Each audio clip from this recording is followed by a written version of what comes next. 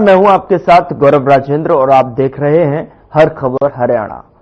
Bulletin की शुरुआत करते हैं। पंचकुला में एमडीसी में स्थित बीजेपी कार्यालय पंचकमल में बीजेपी विधायक दल की बैठक होगी। पार्टी की इस बैठक में गृह मंत्री अमित शाह और मध्य प्रदेश के मुख्यमंत्री मोहन यादव ऑब्जर्वर के तौर पर मौजूद रहेंगे। इसके साथ ही प्रदेश अध्यक्ष मोहनलाल बडौली सहित बीजेपी के नेता मौजूद रहेंगे। विधायक दल की इस बैठक में बीजेपी के सभी विधायक और वरिष्ठ नेता शामिल होंगे। साथ ही बता दें कि विधायक दल की बैठक के बाद बीजेपी सरकार बनाने का दावा करेगी।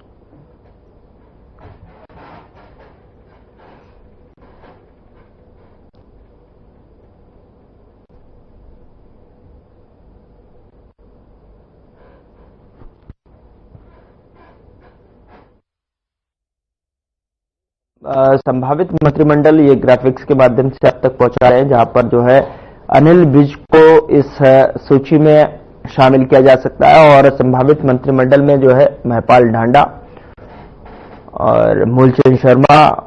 अगला नाम जो है संभावित मंत्रिमंडल जो कि कल शपथ लेगा, विपुल गोयल का नाम जो है सूची में शामिल हो सकता है और किशनलाल पवार। ये संभावित मंत्रिमंडल की सूची जो कि कल के दिन जो है ओथ सेरेमनी में देखने को मिल सकती है। अरविंद शर्मा संभावित मंत्रिमंडल में, सुनील सागवान, ये वो नाम है जो ग्राफिक्स के माध्यम से हम आप तक पहुंचा रहे हैं, जो कि कल आपको ओथ सेरेमनी में देखने को मिल सकते हैं, जिन्हें मंत्रिमंडल का में शामिल किया जा सकता है। आरती राव संभावित मंत्रिमंडल में, कृष्ण मिड्डा, राव नरबीर संभावित मंत्रिमंडल में इनके नाम शुमार हो सकते हैं।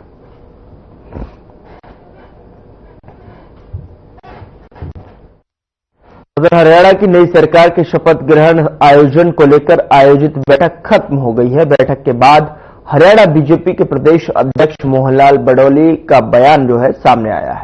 उन्होंने कहा कि वाल्मीकि जयंती के शुभ मौके पर हरियाणा की नई सरकार शपथ लेगी और शपथ ग्रहण समारोह में प्रधानमंत्री नरेंद्र मोदी, केंद्रीय मंत्री और एनडीए घटक दलों के सदस्य, भाजपा शासित राज्यों के मुख्यमंत्री और मंत्री शिरकत करेंगे।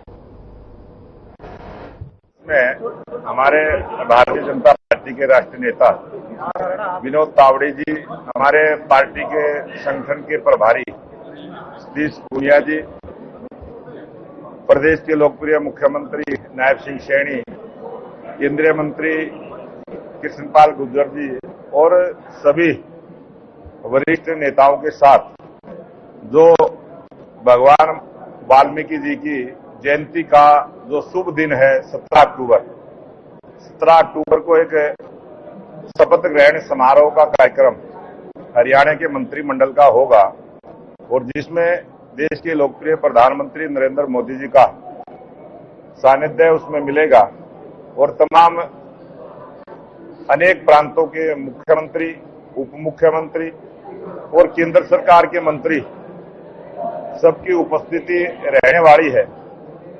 एक भव्य आयोजन, बड़ा आयोजन हरियाणा प्रदेश के इतिहास में 1966 के बाद 10 वर्ष का समय पूरा करने के बाद किसी राजनीतिक पार्टी ने हैट्रिक लगाने का काम किया है और भारतीय जनता पार्टी का जो ऐतिहासिक जीत हरियाणा प्रदेश में हुई है।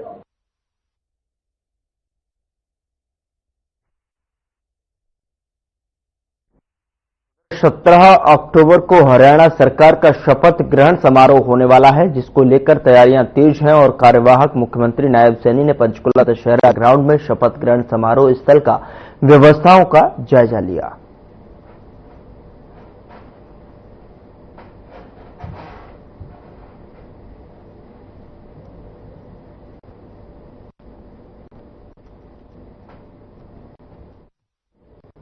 देश में तीसरी बार बीजेपी को पूर्ण बहुमत मिलने के बाद अब 17 को नई सरकार शपथ ग्रहण समारोह आयोजित होगा, जिसमें 10 से 12 विधायकों को मंत्रिमंडल में जगह मिलने की संभावना जताई जा रही है। वहीं बहुमत मिलने पर पलवल के जवाहर नगर कैंप के बाजार में दुकानदारों ने बताया कि लगातार बीजेपी की ओर से विकास कार्य किए जा रहे हैं, उनमें अब और तेजी देखने को मिल सकती है। क्योंकि इस बार जनता ने पूर्ण बहुमत देकर बीजेपी को फिर से प्रदेश में कार्य करने का मौका दिया है।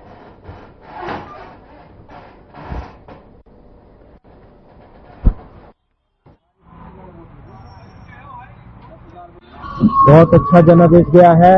उम्मीद नहीं थी, लेकिन पब्लिक ने बिना खर्ची बिना पर्ची मनोहर सरकार के वोटों के जो कामयाब नीति से इसको जो कामयाबी मिली है, हम तो ये चाहेंगे कि 17 तारीख के बाद यही जारी रहे। और 17 तारीख को हम चाहेंगे हमारे पलवल के प्रतिनिधि गौरव गौतम को भी मंत्री पद मिले, जिससे यहाँ पर रुके हुए विकास कार्यों को गति मिल सके। यहाँ पर बहुत ही ज्यादा ही समस्याएं हैं जो पिछले 5 साल में रही हैं। हम तो यही दुआ करेंगे कि गौरव गौतम जी को मंत्री पद मिले। हम तो ये कहेंगे जो सरकार काम कर रही है आगे भी करती रहेगी, बहुत अच्छा काम करेगी, युवाओं के लिए खासकर अच्छा काम करेगी। 17 तारीख को सरकार शपथ देने जा रही है। तमाम प्रदेश के लोगों की निगाह शपथ ग्रहण पर लगेगी और 10 से 12 मंत्री कहीं बनाए जा सकते हैं। तो क्या लगता है कि युवा चेहरे बहुत से जीत गए, क्या उन्हें भी कहीं मंत्रिमंडल में शामिल किया जाएगा? उम्मीद है कि भारतीय जनता पार्टी युवा चेहरे को ज्यादा वो देगी। क्या लगता है, आप खुद पलवल क्षेत्र से आते हैं, पलवल के जो हाल फिलहाल नव निर्वाचित विधायक हैं गौरव गौतम, जिन्होंने एक कदावर नेता को हराया है, तो क्या लगता है कहीं मंत्रिमंडल में नाम आ सकता है? हमारे उम्मीद से नाम आ सकता है, क्योंकि युवा है और ईमानदार हैं, नेक हैं, काम करने वाले हैं।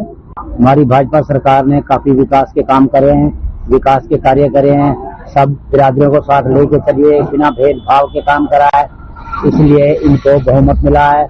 और इनका व्यवहार सही है, किसी को धौंस दिमाग नहीं दी इन्होंने, ना किसी पे प्रेशर बनाया, इसलिए हमारी भाजपा सरकार खुल के आई है और खुल के ही वोट दिए पब्लिक ने इनको, और क्या कहते हैं बहुमत से बनी।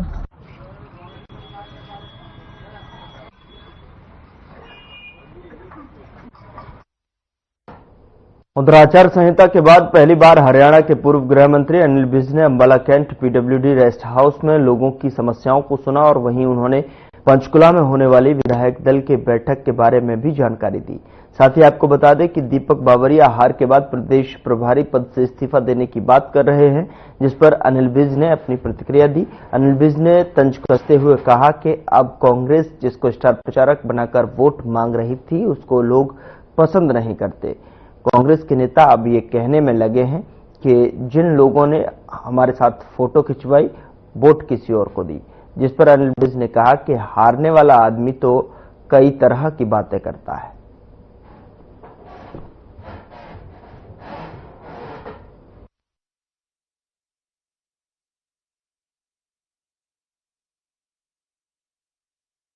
पहले अपने आप को ऑफर कर रहे हैं तो उनका हो जाएगा, पर मुझे लगता है कई और भी बनेंगे। कांग्रेस का अंदरूनी मामला है, अब कांग्रेस को ये चीज तो सिद्ध हो गई कि जिसको वो सबसे आगे करके स्टार प्रचारक बना के वोटें मांग रहे थे उसको लोग पसंद नहीं करते हैं। तो अब वो क्या फैसला करते हैं, ये कांग्रेस की बात है।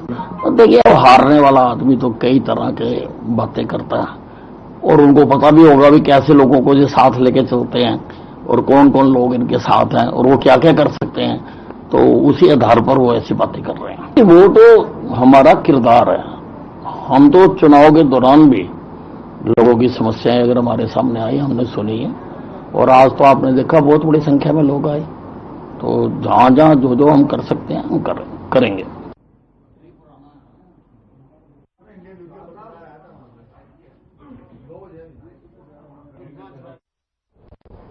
उधर पुंडरी में भारतीय किसान यूनियन के यानी कि मानकोट प्रदेश अध्यक्ष और भारत सरकार की गठित एमएसपी के 5 मेंबरी टीम के सदस्य गुणी प्रकाश ने एक पत्रकार वार्ता आयोजित की, जिसमें पत्रकारों से बात करते हुए ठाकुर गुणी प्रकाश ने बताया कि उन्हें भी 17 अक्टूबर को हरियाणा के कार्यवाहक मुख्यमंत्री नायब सिंह सैनी ने पंचकुला शपथ ग्रहण समारोह के आयोजन में आमंत्रित किया है।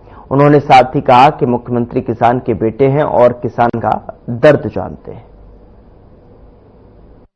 मंत्री का निमंत्रण आया, फोन पे किया कि 17 तारीख को माननीय मुख्यमंत्री पंचकुला में शपथ लेंगे, और उसके लिए अब हम पूरे हरियाणा से हमारा पूरा संगठन सभी जिलों से हजारों की संख्या में उस समारोह में शामिल होंगे और माननीय मुख्यमंत्री किसान का बेटा है, साधारण परिवार से है, और जो उन्होंने किसानों की छोटे से समय में जो काम कराया उसके लिए और आगे से भी हम कर रहे हैं कि मांगे भी रखेंगे, लेकिन किसान का दर्द समझता है मुख्यमंत्री। संजीव राणा, भारतीय किसान जिलाध्यक्ष मानगुट से। मेरा कहना यह है कि जो मंडी के अंदर लूट हो रही है, सरेआम कुछ गिरोह जैसे कि सेलर मालिक, जैसे कि खरीद एजेंसी वाले और आड़ती मिलकर किसानों की फसल कोड़ियों के भाव लूट रहे हैं, कच्ची पर्ची देकर मोस्टर के नाम पर, तो वो उनको गुमराह कर रहे हैं। भाई आपका ई मोस्टर कितना रह गया, आप खुद देख लो, कम से कम भी आप जो उधर हरियाणा में HCS यानी कि JB का फाइनल रिजल्ट जारी कर दिया गया है। बता दें कि पंजाब और हरियाणा हाई कोर्ट ने HCS JB का अंतिम परिणाम घोषित किया है। परिणाम में मेरिट और रोल नंबर के हिसाब से जो है सूची शामिल है।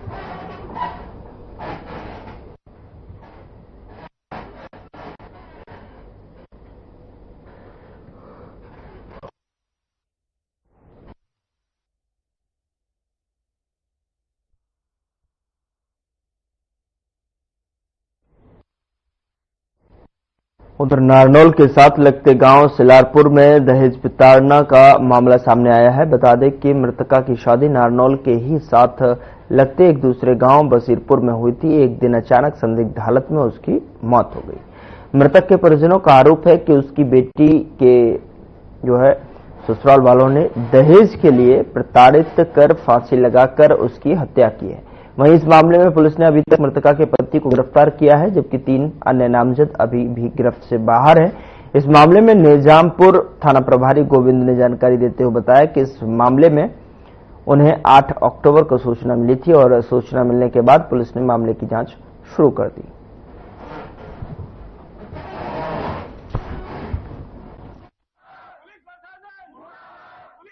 नाम राजकुमार है, गांव सिलारपुर है। हमारी बेटी की 15 दिसंबर को शादी की गई थी और उसको बार बार दहेज के लिए प्रताड़ित किया जा रहा था। 7 तारीख को जो अभी 10वें महीने की है, इसको रात को उन्होंने फांसी देके और बेटी को डेथ कर दी और उसकी मौत हो गई। हम बार बार पुलिस पे कंप्लेंट कर रहे हैं, लेकिन पुलिस कोई सुनवाई नहीं करी। इसलिए हम आज धरना प्रदर्शन पे आए और अनिश्चितकालीन धरना पर भी बैठने के लिए तैयार हैं। जब तक बेटी को न्याय नहीं मिलेगा तब तक हमारी मांग पूरी करो।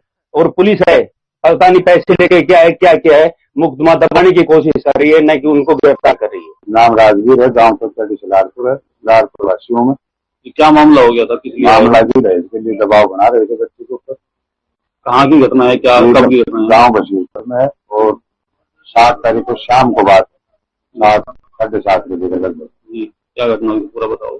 और जो मैं मशीन के ऊपर से आ रहा था, मेरे पास घंटी आई थी, मैंने उठाया, मैं घर जाके कॉल किया तो फोन नहीं उठाया। फिर मेरे पास उन्हीं के रिश्तेदार सुभाष और ब्रह्मपाल मेरे को घर लेने आए। फिर अगर कॉल किए हुए, अगर कोई मैसेज किए हुए, जैसे मैं घर में एंट्री हुआ वैसे ही उन्होंने गाड़ी मेरे घर से लगा दी। मेरे घर वाले के पास कॉल आया हुआ था, घर वाले ने बोला था कि बीच के अंदर वही कॉल आया था कि जल्दी आओ, बेटी का फोन आया, वो बोल रही है कि कुछ गड़बड़ है।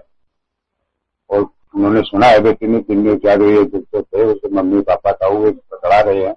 तो अब ऐसा आता कर देता है कि उनको समझ में नहीं आएगा कि बात है। मेरा नाम सुनीता है और मैं गांव सिलारपुर से हूँ, जिस गांव की बेटी को मार दिया गया है। और हम आज गांव वाले उस माँ के साथ आए हैं जहां पर जिस देश में नारा दिया गया था कि बेटी पढ़ाओ बेटी बचाओ। हमने बेटी पढ़ा भी दी, बेटी बचा भी दी, लेकिन शादी के बाद हम कैसे बचाएं? हमें इस बार कौन आश्वस्त करे? इतनी देर से हम यहाँ पर आए हुए हैं, कोई भी प्रशासन हमारे सामने आके हमें ये पूछने के लिए नहीं आया कि आप लोग किसके लिए आए हो, कैसे आए हो, किस तरीके से यहाँ पे नारेबाजी कर रहे हो, क्यों कर रहे हो। प्रशासन अभी तक जागा नहीं है। लेकिन मैं सिर्फ आप लोगों के जरिए इस समाज से एक सवाल करना चाहती हूँ कि बेटी पढ़ाना बचाना सिर्फ माँ बाप की जिम्मेदारी है, समाज की नहीं है, ससुराल वालों की नहीं है। तो आज हम उसी उपलक्ष्य में एक माँ के साथ, एक बेटी के साथ न्याय मांगने आए हैं इस न्याय के क्षेत्र में। देखो जी, 8 तारीख को हमें सूचना मिली रात को 8:30-9 बजे बसीरपुर में एक लड़की का नाम आशिक आ गई। जिस सूचना पर मैं अपना वीरेंद्र सिंह सब इंस्पेक्टर लेकर मौका पहुंचा तो वो बेड पे लिटाई हुई थी। उसके बाद हम आ गए तो उसकी लड़की के पिता ने दरखास्त दे दी, जिसके ऊपर मुकदमा दर्ज कर दिया, मुकदमा नंबर 115 धारा 80, 85, 34, 3 की 5 BNS की धाराओं के तहत मुकदमा दर्ज करके तफ्तीश जारी है। सर, इसमें कितने आरोपी गिरफ्तार? एक आरोपी गिरफ्तार हो चुका। रविंद्र उर्फ रवि सन ऑफ राजबिंदो विजेता का पति था। बाकी अन्य तो कैसे? अन्य के लिए 3 आरोपी और बना रखे उसने, उसकी सास, ससुर और ताई ससुर। उनके बारे में तफ्तीश जारी है। जो भी तथ्य सामने आएंगे उसके अनुसार कार्रवाई की। उधर कैथल जिले में खरीद प्रक्रिया से जुड़े हुए अधिकारियों की सूझबूझ और मिलर से बेहतर तालमेल के चलते किसानों को काफी लाभ मिल रहा है। कैथल में अब तक 12,000 क्विंटल धान की खरीद हो चुकी है और वहीं 55% धान के उठान भी हो चुका है। किसानों को कोई परेशानी ना हो, इसको लेकर अधिकारी सजग नजर आ रहे हैं। बता दें कि अधिकारी मंडी में व्यवस्था बनाए जाने के अलावा किसानों के लिए भोजन और ठहरने की व्यवस्था पर भी ध्यान रखे हुए हैं।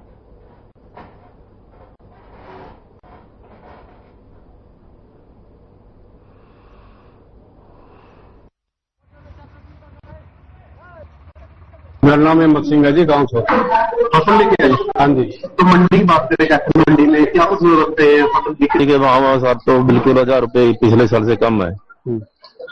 खर्चे पूरे नहीं हो रहे हैं, ठेका पूरा नहीं हो रहा है। बासमती वैरायटी वो तो बिक रही है, पौने दामों में बिक रही है। पौने दामों में। हाँ, जो सरकारी खरीद कम ही है अभी। आज तो सुनी है कि मंडी में बिकी है जीरिया, सरकारी खरीद भी बिकी है। बाकी आज से पहले तो काफी नुकसान में रहेगा। 1 महीना तक जीरी पड़ रही है मंडी में। इस बार जो धान की पैदावार है वो पिछले साल की तुलना में किसानों से जब हम बात करते हैं तो वो कम है। जो पैदावार है उसमें कमी आई है इस बार, बारिश की वजह से बारिश कम हुआ इस बार। दूसरा, कैथल मंडी में अभी तक लगभग 12 लाख क्विंटल धान आ चुका है और जिसमें से 11,40,000 क्विंटल के आसपास जो धान बिक भी चुका है। किसानों ने कहा है कि उठान की जो गति है वो धीमी जो है वो उठाई जा रही है किसानों। नहीं, जैसे हम अगर सरकार के जो एजेंसियों के डाटा हम चेक करें, कैथल मंडी पूरे हरियाणा में अभी तक टॉप पे है उठान में और हमारा लगभग 55% के आसपास उठान हो चुका है टोटल लागत का। क्योंकि आप सभी जानते ही हैं कि आजकल मशीनीकरण के कारण जो तेज गति से आवक आती है और उठान जो लेबर से होता है तो इतना नहीं हो पाता, लेकिन फिर भी और अच्छा उठान हो रहा है, कोई दिक्कत नहीं है ज्यादा। उधर किसान मोर्चा ब्लॉक कमेटी की बैठक नई अनाज मंडी तोशाम में आयोजित की गई, जिसकी अध्यक्षता एडवोकेट बस्तीराम ने की। इस बैठक में आंदोलन को मजबूत करने के लिए रणनीति बनाई गई। इसके साथ ही 17 नवंबर को लाला लाजपत राय के शहीदी दिवस पर हर ब्लॉक स्तर पर आयोजित होने वाले धरने के बारे में विचार विमर्श किया गया। इस बैठक में मांग की गई कि सरकार किसानों को फसल की लागत से 1.5 गुना MSP लागू करनी चाहिए, बिजली बिल 2023 रद्द करना चाहिए और साथ ही साथ स्मार्ट प्रीपेड मीटर स्कीम को तुरंत रद्द करना चाहिए। इस मौके पर ऑल इंडिया किसान खेत मजदूर संगठन के जिला प्रधान रोहतास सिंह सैनी ने पूरे मामले को लेकर जानकारी साझा की।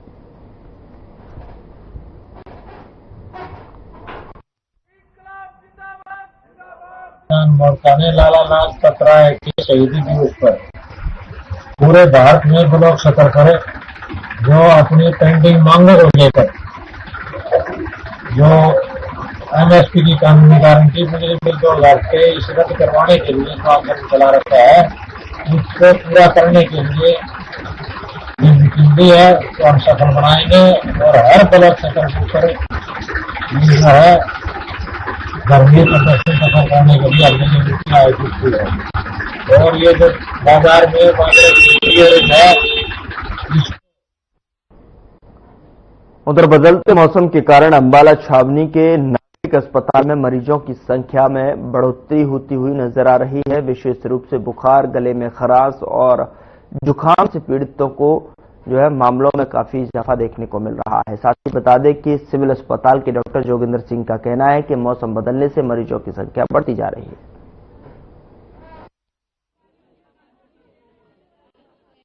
मैं अंबाला कैंप से लोकल ही हूँ और मैं अपने पेशेंट को यहाँ पर लेकर आया हूँ। मेरे पेशेंट की एकदम खांसी, गला खराब, जुकाम वगैरह हो गया उसको बहुत। 3-4 दिन से तो जुकाम ही था हल्का हल्का खांसी होगी और चेस्ट में इन्फेक्शन होगी। और ये सब मेरे ख्याल मुझे लगता है कि ये जो मौसम बदल रहा है ना, ये मौसम बदलने की वजह से सारा कुछ हो रहा है। मौसम एक बार न्यूट्रल हो जाएगा ना, ठीक हो जाएगा, तो कुछ नॉर्मल होना शुरू हो जाएगा।